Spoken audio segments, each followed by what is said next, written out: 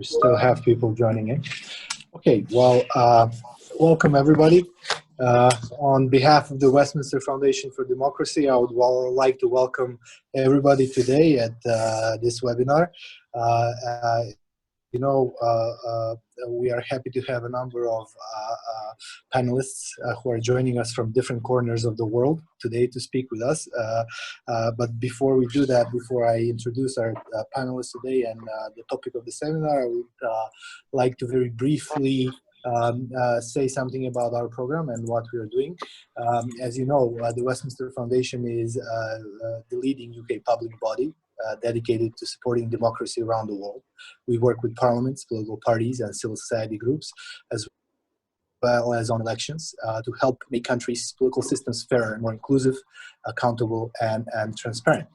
In the Western Balkans, we have had engagement with political parties, parliaments, civil society organizations since the early 90s. Our current program, the Western Balkans Democracy Initiative, is supported by the CSSF Fund and by the SCDO. We have offices in Albania, Bosnia, Kosovo, Montenegro, North Macedonia, and Serbia.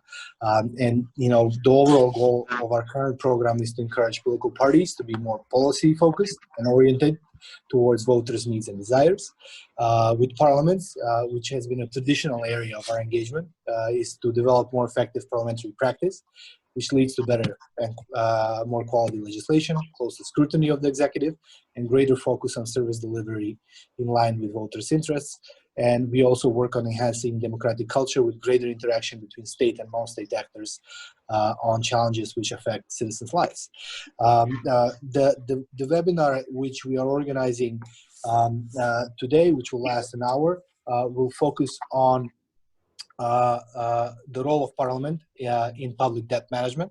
As we are all aware, the COVID-19 pandemic has required governments to respond to the health emergency and address the subsequent economic shocks which have happened. Mitigating the effects of the pandemic require financial resources at a time when GDPs are declining. A number of governments, all governments actually, have rolled out various types of economic recovery packages to borrow and to compensate for the loss of revenue due to the crisis. And public debt in many countries has increased sharply.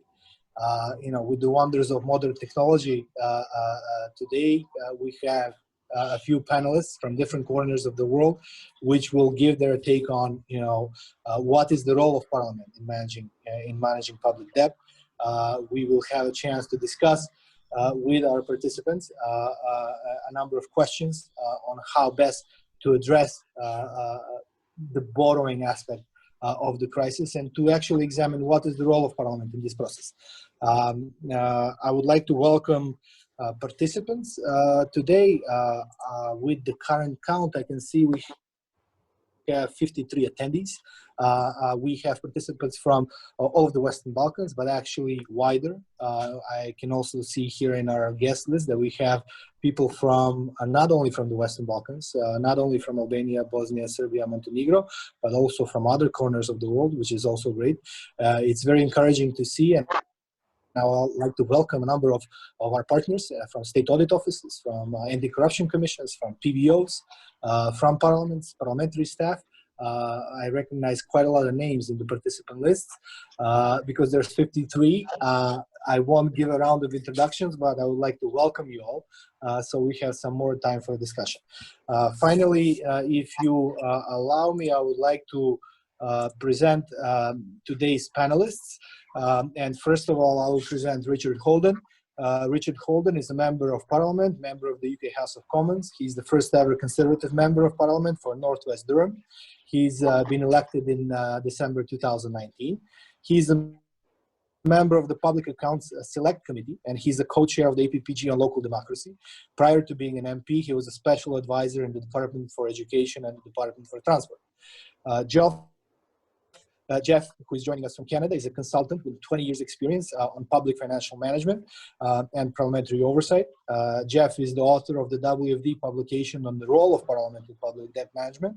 He's also working with us on new initiatives in different countries to strengthen parliamentary oversight over public debt management. I think it's going to be interesting to hear from him because Western Balkans parliaments are primarily legislative parliaments, and they've been set up like that, and they operate as that, and scrutiny is not really in the main focus of their work. So it'll be interesting to hear his take on how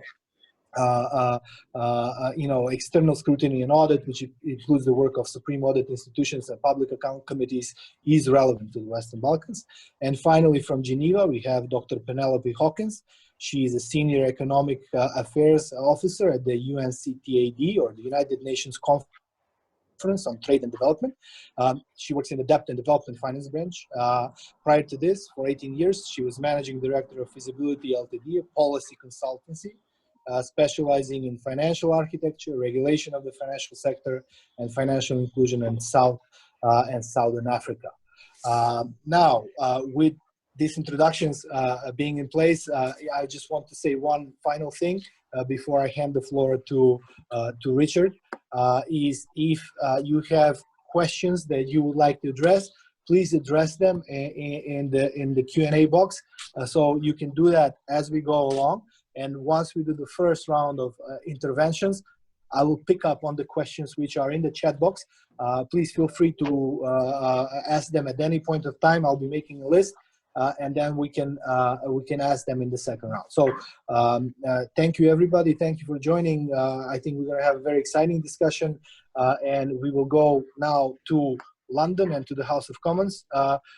Hopefully Richard is going to be able to give us a good take on his view on the role of Parliament in public debt management. Richard, off to you. Thank you very much, Emil. It's we in the Public Accounts Committee, you can actually see just over my head, that's a picture of William Gladstone, who is the founder of the first Public Accounts Committee in the House of Commons back in the late 19th century, so well over 100 years ago.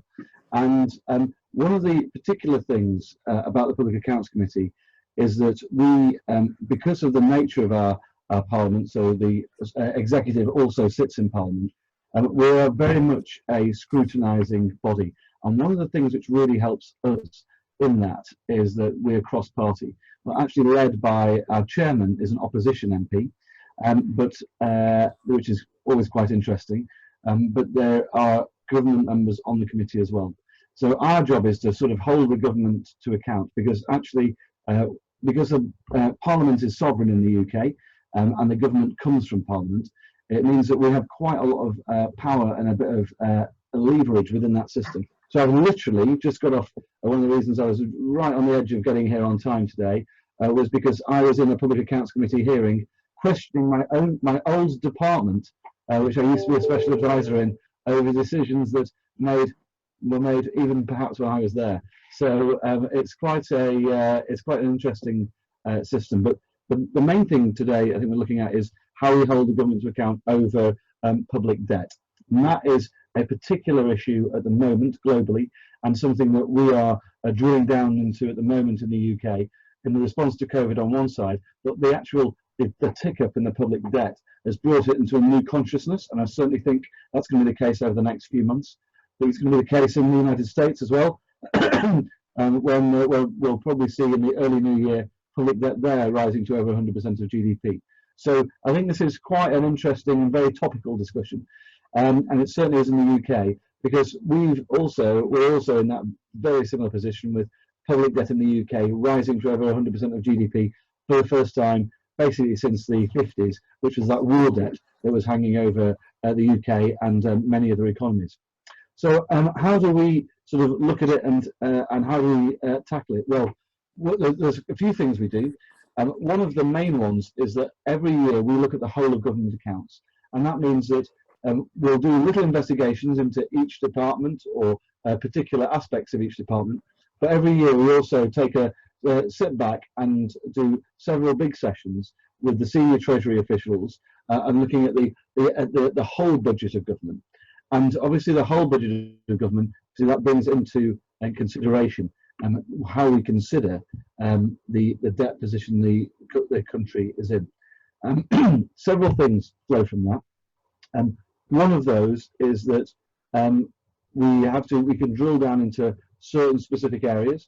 So in the UK example, that will be certain projects which have certain debt attached to them, So that's one of the projects around, we have a thing in the UK called PFI, which is Private Financial Initiative, which is some government buildings, for example, schools and hospitals, were built with private money. And so they're one part of that. But then the big majority of our debt picture looks around what the overall general debt managed by the government. And that's the probably just over £2 billion now of money the UK owes domestically and also around the world, which is a huge quantity of money. And one of the things that we do to, as part of what the investigations we do, is we look at the interest rates and the impact that has on broader public services. Is it being managed properly? The scoping and timescale of it. So one of the things the UK has traditionally been very good at is to ensure that our debt is actually spread over, it's roughly around twice the average maturity rate of other countries. And so we can look at the timescale on which that's put in there. And obviously that raises some political questions as well. So if you're doing it for, we have some UK sovereign debt which is doesn't mature until after I'll be dead, because it's in the late 2070s. So there are big questions around those sorts of things. Should we be putting debt over that sort of level? Should we be, and especially if it's at fixed rates and things like that, should, you know, over what timescale should we do? Because one of the things in the UK is obviously that a parliament can't bind another parliament. So there's huge amounts of questions around legitimacy around that. And we sort of go around that by the fact that we're questioning the government, and the government continues even when parliament's dissolved. So there are these very sort of technical things in the UK system around how the executive acting as the crown is on one side, but parliament is on the other. And the actual thing, particularly about the House of Commons, is that only the House of Commons can decide on anything related to money, which is why the Public Accounts Committee in our Parliament sits in the House of Commons. In other countries, it sits in it's sometimes in the upper chamber, but because we are unique in the fact that the House of Commons is the only place where it has authority over public money, that's why we do it in the Commons. So I think that provides a little bit of a brief overview about what we do. So we'll do large evidence sessions on twice a week, and some of that will be very much around what government is spending. Thank you. Thank you very much for the introduction, Richard. I think it's an interesting system. I think there's also a lot of discussion now about, you know, there's forward-looking questions. I know the committee always looks a little bit, you know, both forward but background-looking. But I think the issue of that is definitely an issue which should be discussed in parliaments. We haven't had the chance in the Western Balkans due to the pandemic to have as functional parliaments as maybe we should have had. And when there is less of an ability for MPs to even meet, there's a greater, you know, possibility not to be discussing issues which are topical and relevant of the day. And definitely debt is one of the issues which is very relevant for all of us right now. I would now like to give the floor to Jeff, who has a presentation. He'll be sharing a number of slides, and he'll be also sharing a few information which is relevant to some latest developments in the Western Balkans. Jeff, off to you in Canada. Thank you so much, Emil, and thank you to Richard for the presentation. Richard, I don't know if you're sticking around, but I will make some references to your presentation when the time is right in terms of talking about the ex-post oversight role. So it was good that you provided those illustrations. I really appreciate that. Such a pleasure to be here. Normally I would make a longer introduction, but in the interest of time, I will get right to it. I'd like to just start by maybe talking a little bit about the presentation itself. We'll start by looking at the role of Parliament, what I call the debt management universe. And this is really a way of expressing that no one institution can address the issue of public debt alone. Certainly not. Every institution, or a number of key institutions, need to be involved, and we'll talk about that. We'll look at the multiple roles of Parliament in public debt management, and then we'll look at the breadth of information that's available on public debt to Parliament throughout the budget cycle. We'll then look at the role of Parliament in oversight of public debt, or multiple roles. of committees particularly, and then we'll look at data from the Western Balkans.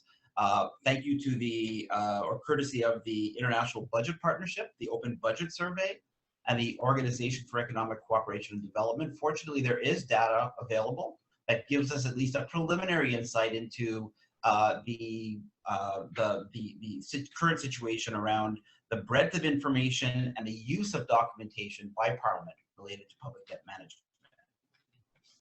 So if I can get started, and I'm just going to make sure I put my timer on to try to respect time limits.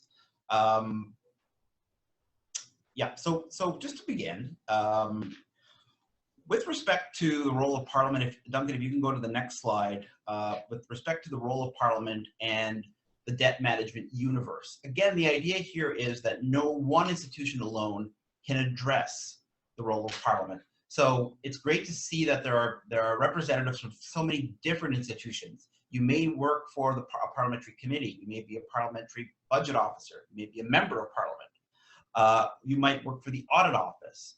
All of these institutions are absolutely crucial and play a very interconnected role in the oversight process. To this, I would add parliamentary budget officers that are part of the parliamentary area, and I'll talk about that in a second. But the role of parliamentarians essentially is to consider key figures on debt as part of the formulation and approval phases of the budget. In other words, when you're debating the budget, either in pre-budget consultation, or sorry, pre-budget debate, or during the approval of the budget, to have access to and to use relevant figures related to debt. And we'll talk about what those figures are. Ex post, as Richard was saying, is to review the audited financial statements and the government's debt report after the fact. And then also to strengthen the legislative framework for Parliament. The Ministry of Finance is an integral part of the debt management process. They usually house the debt management unit. It's usually incumbent on the Minister of Finance to champion a robust legal framework. And it's also incumbent on the Ministry of Finance to provide reporting on debt through either the debt sustainability analysis, the medium-term debt strategy, and the annual debt report. When it comes to the Supreme Audit Institution, the Audit Office, the State Audit Office, this is where the auditing of financial statements, the government's consolidated financial statements, as Richard referred to, is so crucial to make sure that they are presented in a manner that is fair and in compliance with international standards. But also to review the figures related to debt and provide an opinion on those figures as to whether they are fairly presented. And also to audit the government's performance on debt management. Richard was making reference earlier to finding out about the current situation with regards to maturity rate and interest rates. Having a better understanding of how the debt management unit is performing is a very important role for Parliament, and this information will generally only be provided if the audit staff provide it. I don't want to leave out civil society, who are responsible for many of the international debt relief initiatives and pressing for governments to take action to be held to account during debt crises. The PBOs, meanwhile, as part of the parliamentary quadrant, they are involved in the analysis of long-term fiscal sustainability, and they often play a role in either conducting or reviewing the government's macroeconomic forecasts. And providing this information to Parliament can certainly enhance the quality of debate and the quality of information provided to Parliament. Next slide, please. With respect to the roles of Parliament in public debt management, Emil made reference to the brief that has been developed for WFD on this issue, and there's a link to the brief at the bottom of the presentation.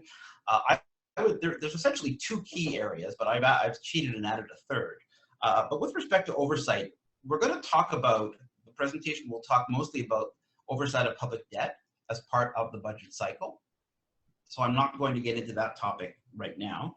But it also talks about the oversight of contingent liabilities, which are in some cases ticking time bombs waiting to go off. They're figures that are not found on the balance sheet.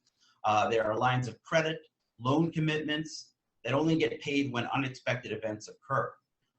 This can include losses that are attributed to state-owned enterprises, which, for example, I understand in the case of North Macedonia are underwritten by the government.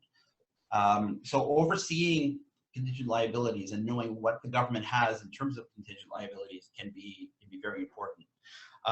Oversight of state-owned enterprises. You will find in other parts of the world, particularly in Asia and Africa, there are state-owned enterprise oversight committees. SOEs receive generally less attention from Parliament than central government agencies. They tend to be large drivers of debt. If you look at the stories of how countries have gone into debt default, state-owned enterprises are often a large part of this picture, or an important part of this picture. And they're often characterized by poor governance, particularly because many of the appointments are patronage appointments. Appointments to SOE boards are patronage appointments. And so SOE oversight is a very important area. With regards to the legislative side, maybe we'll talk a bit less about that today, but this certainly includes the development of a debt management framework, which would regulate government's borrowing power, would provide power for Parliament to ratify loan agreements, which, as you'll see, is also another, the next piece down on the legislative rung. Parliamentary approval, mandating for parliamentary approval of contingent liabilities, and annual reporting requirements to Parliament on debt management activities are just some of the key components of a legislative framework. I put improved governance here. And that's because as the third rule, and that's where I cheated a little bit in adding that. But what I was getting at was, in many cases, the information required by parliamentarians to properly understand and properly include public debt in budget debates, in oversight of the budget, is not available. And so part of what I found in other parts of the world parliamentarians need to know is what information should be made available, and then they should be pressing their Ministry of Finance to make this information available to Parliament. Duncan, if we can go to slide 6, we'll skip over slide 5. Thank you very much. You'll see, I'm not going to spend too much time on this slide, but we're going to deal mostly with the red text and skip over the black text. This is the budget cycle. So this is where we're looking at the 4 stages of the budget cycle, and the roles of Parliament and parliamentary committees and oversight. So I'll just maybe very briefly go through this, but in the formulation stage of the budget, this is where the budget has not yet been tabled in Parliament, and the government is working, the executive branch is working mostly on formulating the budget, on developing the budget. Parliament has the opportunity here to participate in a pre-budget debate, or to initiate a pre-budget debate. And this can really serve 2 main purposes. One is for the executive branch to talk to the legislature about, or inform the legislature of, its fiscal policy intentions by presenting updated reports on its annual medium-term budget strategy and policy priorities. And second is to establish hard multi-year fiscal targets or spending ceilings that the government will have to adhere to. So it's a chance to sort of put in context before the budget comes out, to say, look, we're in a very difficult financial position right now. We're going to have to tighten our belts for the next budget. And so there's an expectation that the next budget will not be all about spending, but it will be, but there is a serious component related to understanding the debt.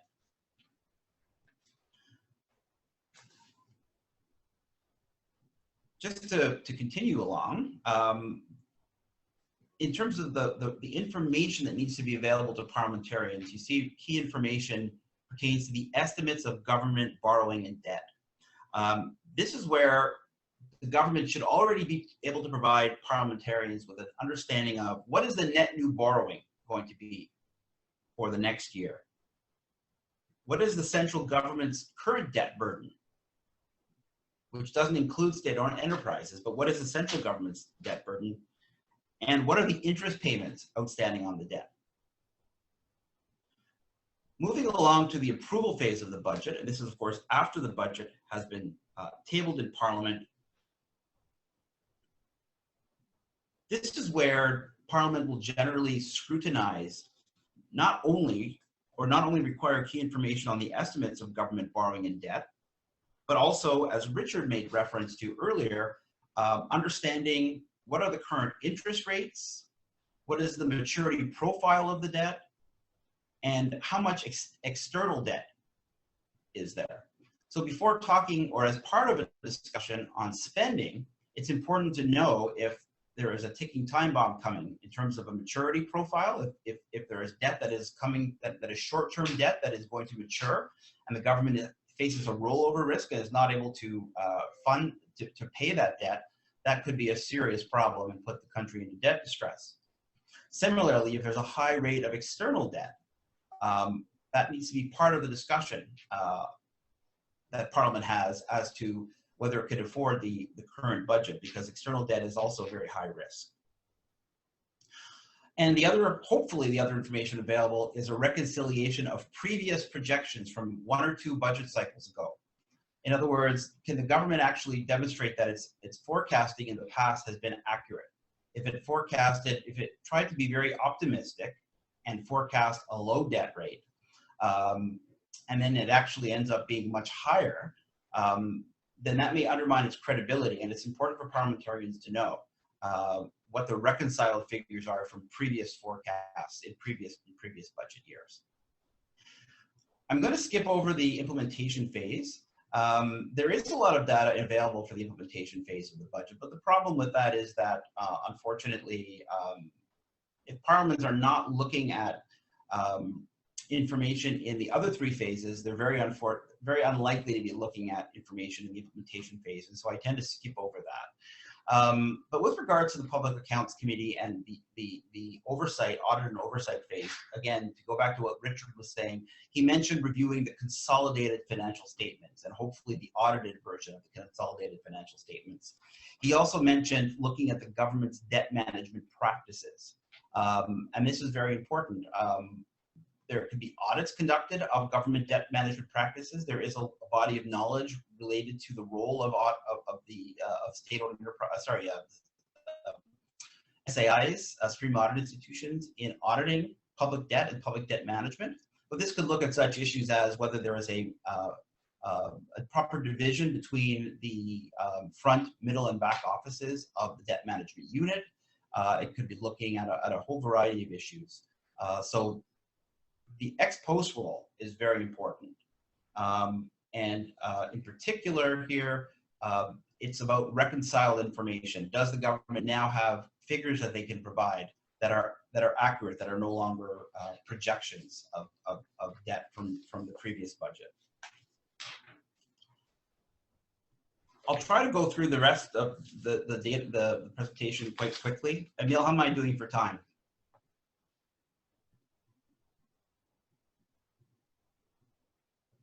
Can you hear me? Yes. How am I doing for time? Jeff, you have a couple more minutes. More minutes, please. That's fine. Yeah, absolutely. Okay. So just very briefly, we can go to slide number 8. Let's look at data from the Western Balkans in the formulation and approval stages. And this data comes, again, from the Open Budget Survey and from the Organization for Economic Cooperation and Development, a document called Government at a Glance in the Western Balkans. And you see that with regards to a pre-budget statement issued by the government, this is something that we have data for all 6 countries, but only in 4 of the 6 countries is Albania, Kosovo, North Macedonia, and Serbia is a pre-budget statement issued to the legislature by the government. But that document, the pre-budget statement, is not something that's debated or discussed in Parliament or approved by Parliament. It is only provided for information purposes. So the question there would be, is Parliament taking maximum advantage of the information that's being provided for them by the executive branch? With respect to pre-budget debate, we have data available for 4 of the 6 Western Balkan countries, and we see that only in Albania and Bosnia-Herzegovina is there a pre-budget debate. In neither case is the Parliament issuing recommendations to the executive branch, which is something that is generally in their purview to do. But so the question there would be, is Parliament getting the maximum or fulfilling its maximum potential in discussing discussing what it would like to see as the pre-budget priorities or the budget priorities for the government and issuing recommendations. If we go to the next slide and we look at the breadth of information available on public debt, I realize this is a very full slide, and so I won't go through it in too much detail, but I'll just say that if you look at the green boxes, this is where a high level of breadth is available. In other words, the maximum information as outlined in the Open Budget Survey around debt is made available to Parliament. In the yellow case, it's limited, and in the red case, it's non-existent. So if we take the example of Serbia, you'll see that they've got a high level of breadth of information available during the budget stage. That is, the government is providing Parliament with estimates of government borrowing and debt. They're providing them with the composition of total outstanding debt, and they're providing them with the actual reconciled debt figures. So essentially the questions here are, does Parliament have access to key documentation? Is Parliament using the documentation to its full potential? And is the government providing sufficient breadth of information? Those are really the three main considerations. If we skip very quickly to slide 11, and we look at the documentation that is available ex post in the audit and oversight phase, and we're not looking at audit office products here, we're looking at government products. Richard made mention of the year-end financial statements, which are should be the consolidated financial statements. And you see that in 3 of the 6 Western Balkan countries, that information is sent to Parliament, but it's only used for information purposes. Whereas in 3 countries, the documents need to be approved by Parliament. And of course, here we could get into a discussion regarding what's that approval process look like, what kind of witnesses are being called, et cetera, et cetera. I think I'll stop there. I realize that I've taken up a lot of your time, but I do hope that this gives you a bit of an overview, and I'll be more than happy to answer questions. If you could just go to my last slide very, very quickly. This is something that I've started to do in all my presentations, which is just to say that we're around the world today, we are sharing very difficult, challenging times, and I wish all of you, wherever you may live, better times ahead. Thank you so much. Thank you very much, Jeff, for your extensive presentation. I think quite a number of very interesting questions. You mentioned contingent liabilities and state-owned enterprises. I think this is a feature which is very prominent in all of the Western Balkan countries. There's a lot of state-owned enterprises. A lot of them are characterized by not that good of governance, and they are being actually used by a lot of political parties to employ a lot of their hardcore, let's say, supporters.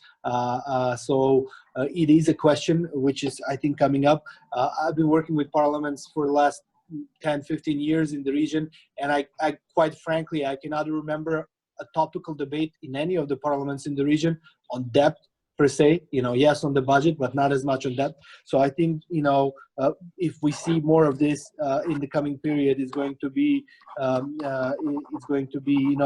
relevant. 2, I think this is definitely something that parliaments should engage on. Now, moving on to our last presenter, and going off to Geneva, we would like to hear from Penelope. Penelope, please.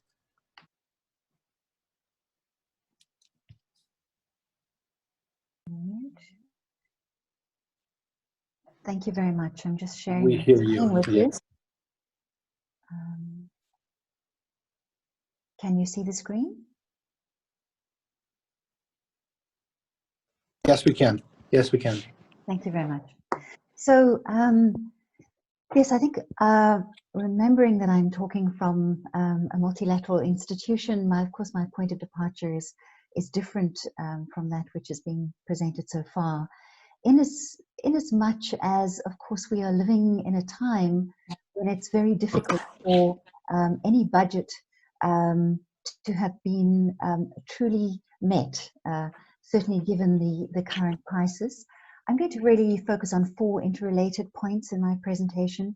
First of all, the world economy in crisis. the Western Balkans before the crisis, because of course preconditions do matter, and then factors affecting debt sustainability in the Western Balkans, and then going forward. I think we would all agree that this has been the greatest economic crisis since at least the 1930s. Yesterday I was watching an analysis which suggested that certainly for the UK, it's the worst crisis since the start of the 1800s. So we know that certainly from the UNCTAD point of view, we're expecting to have a collapse of growth, a reversal of by about 4.5%. This current year, it will of course pick up again in 2021, but we will not regain where we were until around 2024. And of course, it has been a story of two sides of the economy. So the part of the economy that has suffered most from the crisis has been that in services. And here we're talking hospitality, entertainment, travel, and tourism. And then, of course, the manufacturing, while although there was a dip in the manufacturing sector, certainly for essential services, medical services, and food, we saw that very quickly recovered. Just exactly how did this, I'm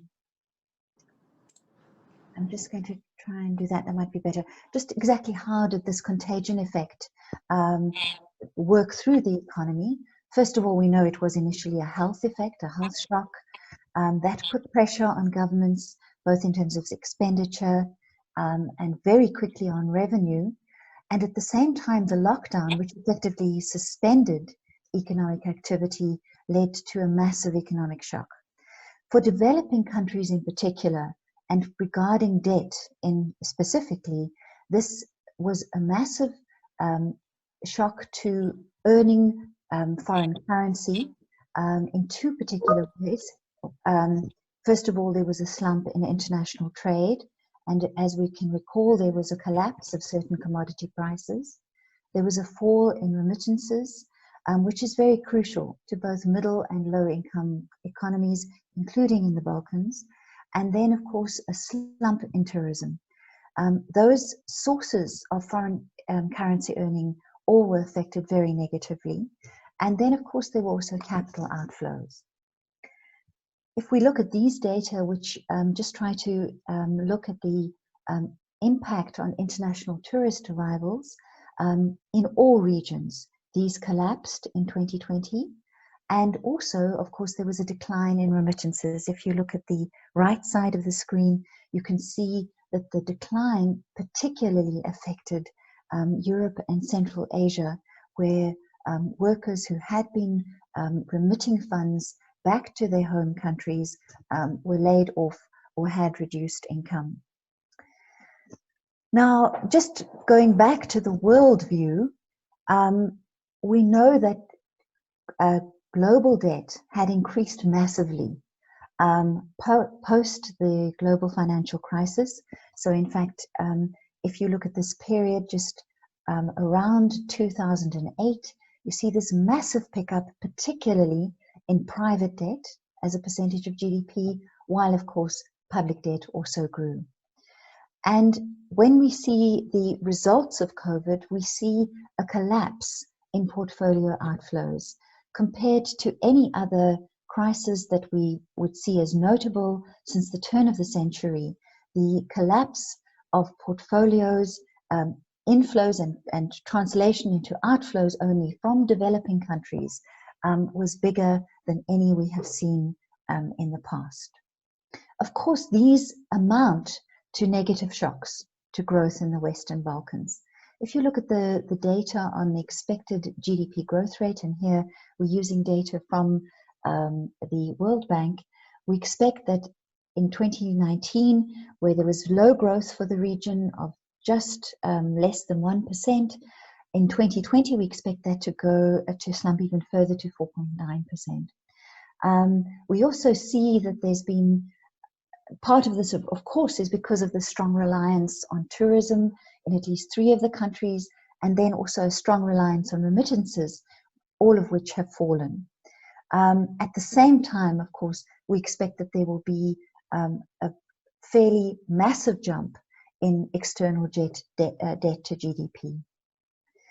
Of course, here today, given our topic, we really are focusing on public debt. And public and publicly guaranteed debt to GDP, we expect that this will rise to around about 40% of GDP 2020. There are a number of reasons of this. For this, of course, some of these have already been outlined if we consider just the economic conditions post-COVID. But of course, the other thing, of course, is that the Balkan countries are part of the European periphery, and so they suffer the same difficulties that any peripheral country suffers. The Balkans have been supported by inflows from the IFIs, both the World Bank and the IMF, and of course even the European Central Bank. This has amounted to a considerable amount of euros. But of course, this is euro debt. And just like every other country that is developing, that does not have a hard currency, that creates long-term future difficulties because, of course, foreign currency has to be earned to service that debt. While we know, of course, Kosovo and Montenegro have effectively become euroized, most of the literature is about being dollarized, but in your case, of course, it's euroized. This in itself is not any leeway. It does not create any leeway. Indeed, you're likely to be even further fiscally constrained. Perhaps let's just take a step back and think, where were we with regard to this public and publicly guaranteed debt prior to the crisis? We have data here for all of the 6 countries, and we also have the data for all developing countries, which is that dotted line. You can see immediately that public debt as a share of total external debt was relatively high for 4 of the Western Balkan countries. And indeed, if we then look at the debt servicing on PPG as a percent of government revenue, this is considerably higher for all the countries except Kosovo compared to all other developing countries. This kind of data really raises the issue of debt sustainability. And the way we see debt sustainability in UNCTAD, of course, is that it is a very complex, it amounts to a complex expectation that we measure through some proxies. They, of course, are not themselves perfect, but they give you an idea of the sustainability of the debt position. We have 2 main measures for solvency. The one is external debt to GDP. We know that this is an imperfect measure, mostly because, of course, as I mentioned before already, there's this currency mismatch. Your GDP is measured in your local currency, but you have to service that debt if it's foreign debt in foreign exchange. And of course, the other thing is that even if GDP does grow, it may not, in fact, generate foreign exchange. So it is imperfect, but if you have a look at the slide on the screen, it does give you a sense of a kind of a relative measure. The data there that I've got, the bars represent, if they're black bars, they represent all developing regions as a percentage of GDP. You can see that it has come down since the beginning of the turn of the century, mostly because there was substantial debt forgiveness with regard to the highly indebted poor countries and so on. Then, of course, it starts to increase again after the global financial crisis as liquidity increases in the system and more countries, developing countries, are designated as frontier economies and therefore interesting for private creditors. You also see the gray bars, that's Europe and Central Asia, their averages, and then the red bars are Western Balkans. And of course, it's you can see that relatively the Western Balkans have high external debt to GDP. The second datum that we tend to use for solvency is external debt to exports. Of course, this is very important because exports is the thing that's going to generate the foreign exchange and gives you a sense of the ability to service debt. I'm going to show you some data on that in a minute. And then, of course, when we look at debt sustainability, we also have to look at liquidity. And one of the proxies that we use are reserves compared to short-term debt. So debt servicing on external debt as a percentage of exports. In this slide, we've taken the data for all developing regions.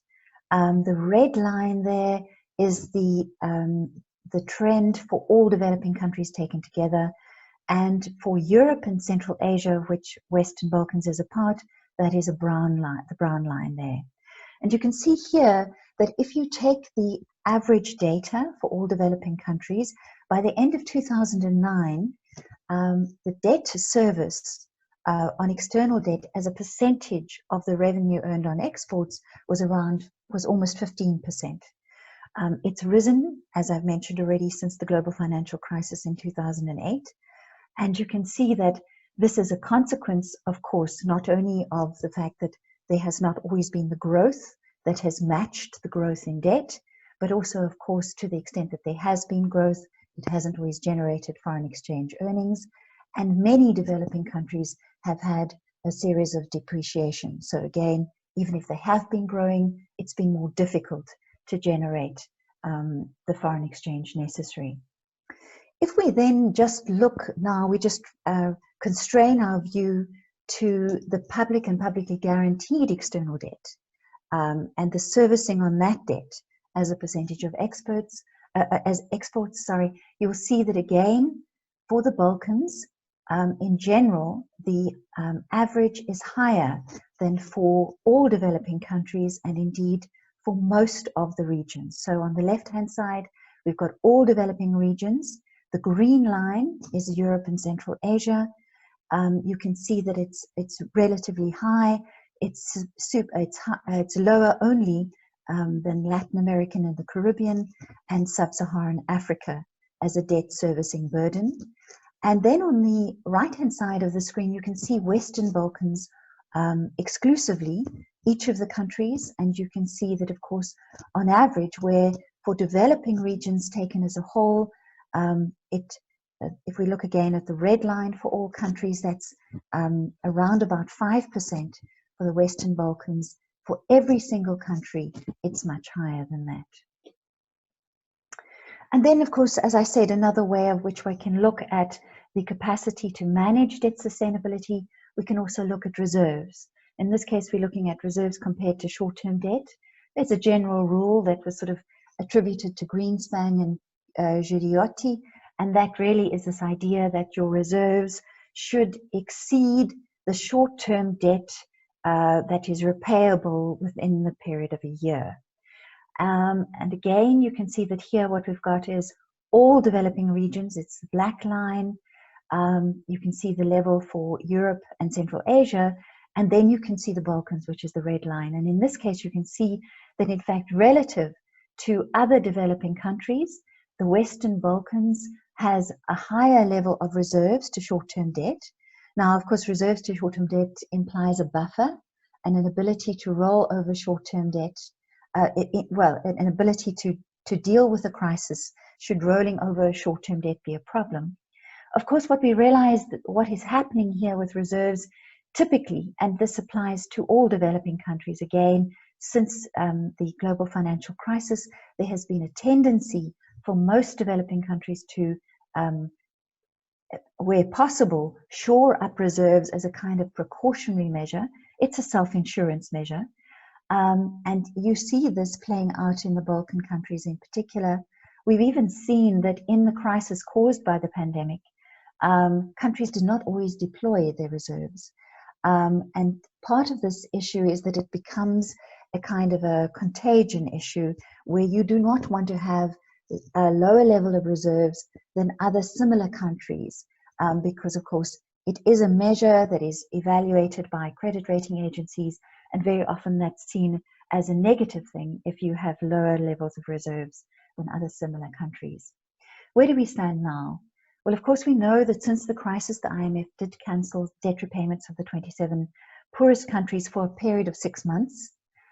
We also saw the G20. This has been much highlighted in the press, particularly recently. They offered a debt service suspension initiative to 73 less developing countries. This involved only official bilateral credit and not private credit or multilateral credit. In the end, only 46 countries applied, and it amounted to a relief of 5.6 billion. But to bear in mind, of course, this is just kicking the can down the road. This simply allowed countries not to service their debt for a period of 6 months, but of course they will have to continue to do so, particularly if they don't apply for the extension, for which they may now apply for another 6 months. It's just important to remember that while this was of course gratefully received, these same countries owed around 460 billion at the end of 2018. And so this is really a very small allowance and does not in fact address solvency issues.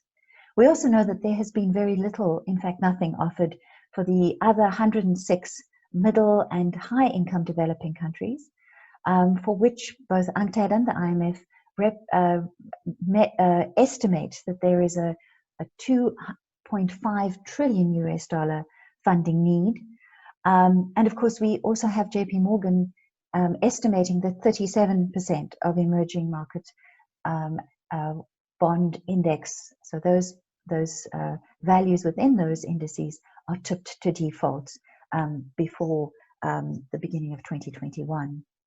Meanwhile, of course, as part of the UN, UNCTAD is very concerned that the Sustainable Development Goals and the commitments to them, and of course Agenda 2030, is at very high risk. So what is it that we as UNCTAD recommend? We do believe that there needs to be a facility for all developing countries, not just low-income developing countries, to be able to declare temporary standstills, particularly those that at this stage have had no assistance. There's also been a need for, we believe there's a very great need for special drawing rights and a reassignment of the quotas associated with that. Of course, we know this is just to extend further liquidity for countries. It doesn't address their solvency problem, but for many of them, it may create a breathing space. We also believe that legitimization of capital controls is essential. The reason we say that is because, of course, those countries who had some sort of capital control that stopped huge private inflows prior to the crisis were most able to withstand the outflows that happened after the crisis. We also think that there is a need for an official development assistance Marshall Plan. Of course, it's ironic that we should be still saying this the day after that the UK had to reduce their commitment to that 0.7% of national income. We know that the UK has been one of 2 or 3 countries every year that has maintained that. Other countries, of course, have fallen off that bandwagon a long time ago. Then the debt relief and the restructuring based on long-term sustainability assessments really needs to be taken seriously. We have a system that only addresses debt. I was listening to Emil saying earlier that very often national parliamentary committees do not consider debt. Well, the truth is, as an international system, we also don't address debt except in crisis. And we need to somehow build up some kind of mechanism that has something available so that when debt restructuring takes place, we can do something with that.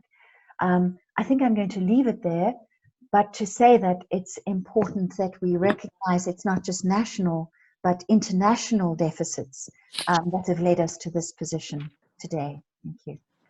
Thank you, Penelope.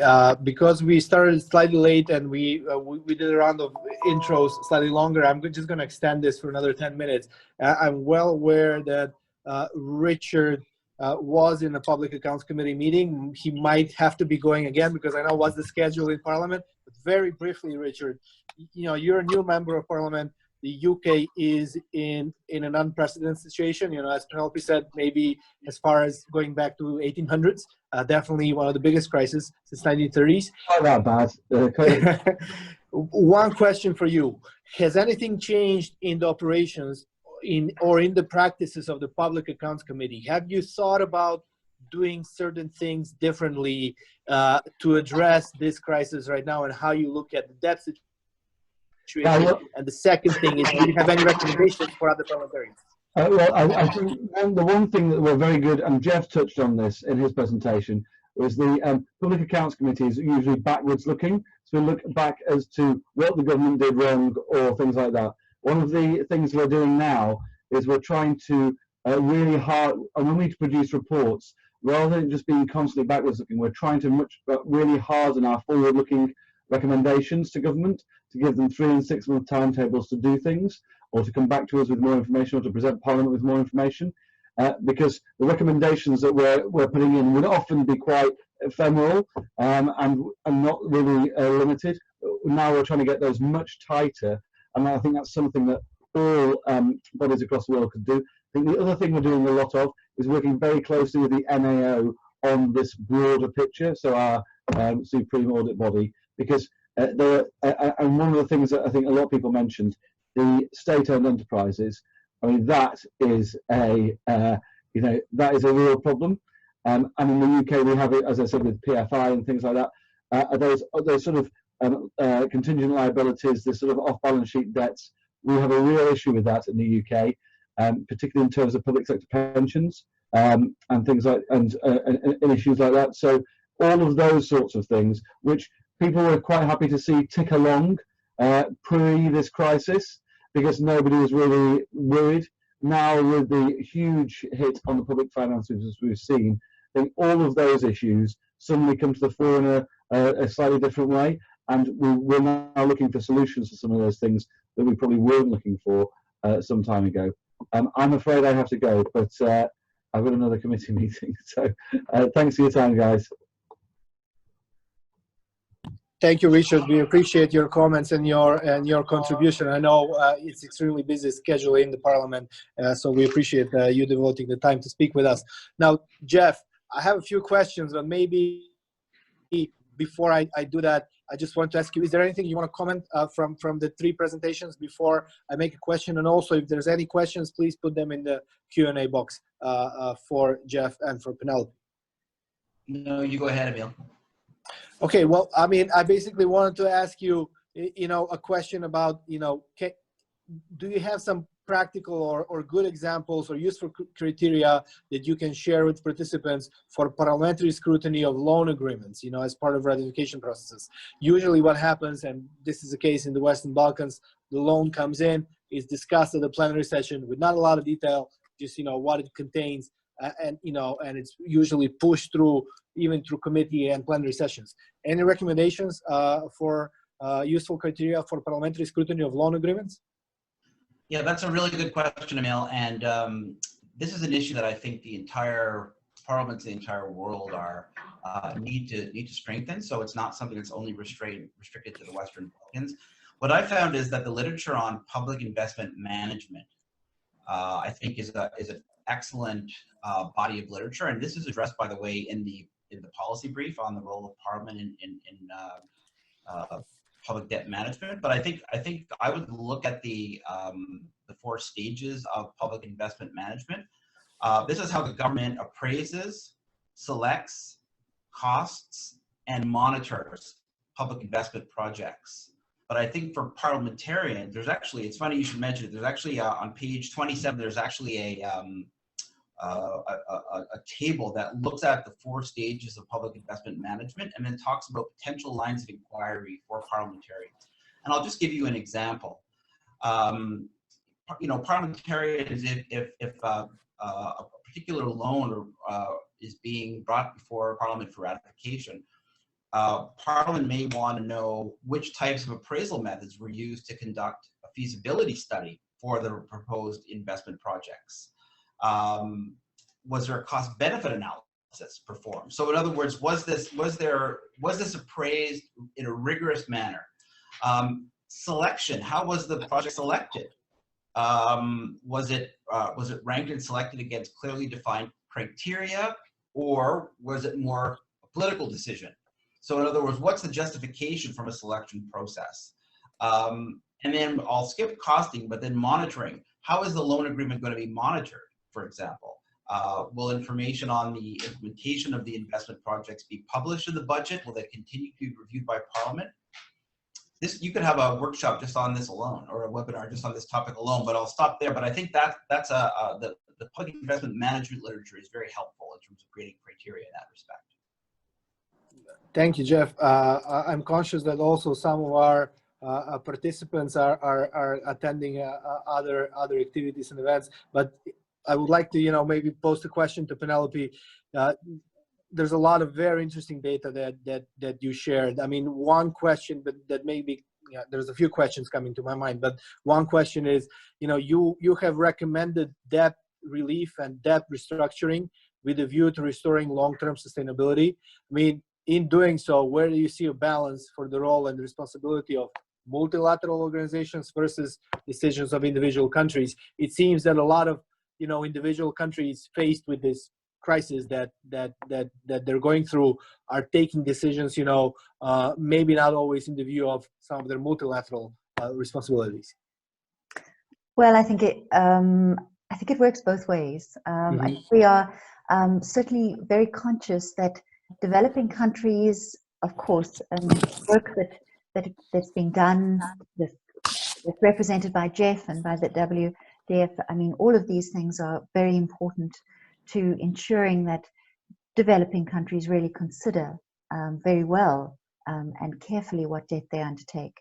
But of course, there's also this international push for debt. And one of the big problems is that we can see that as liquidity has grown and as there's been a very big push by private creditors to actually ensure that they can find places for return, we've seen that there's been the outcome has been massive increase in developing country debt.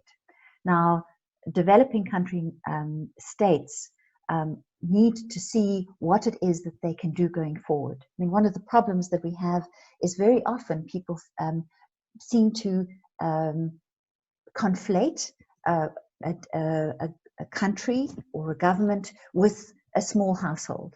And of course, we know if a household gets into debt, we say, please tighten your belt. The problem, of course, for a country is that you immediately run into the paradox of thrift. If the government and consumers and investors all spend less, the economy will grow less, and therefore there will be less income for the government and for everybody else. And so austerity is not necessarily the right and immediate path. But of course, what has to be considered is how best to undertake expenditure so that in fact the economy does grow, so it can meet not only its foreign debt, but also its domestic debt requirements. On the debt issue, there is a question that just came through the Q&A box. It's coming from Branko from Macedonia. What is your opinion on borrowing through a Eurobond that does not pass the protocol and approval of the domestic parliament?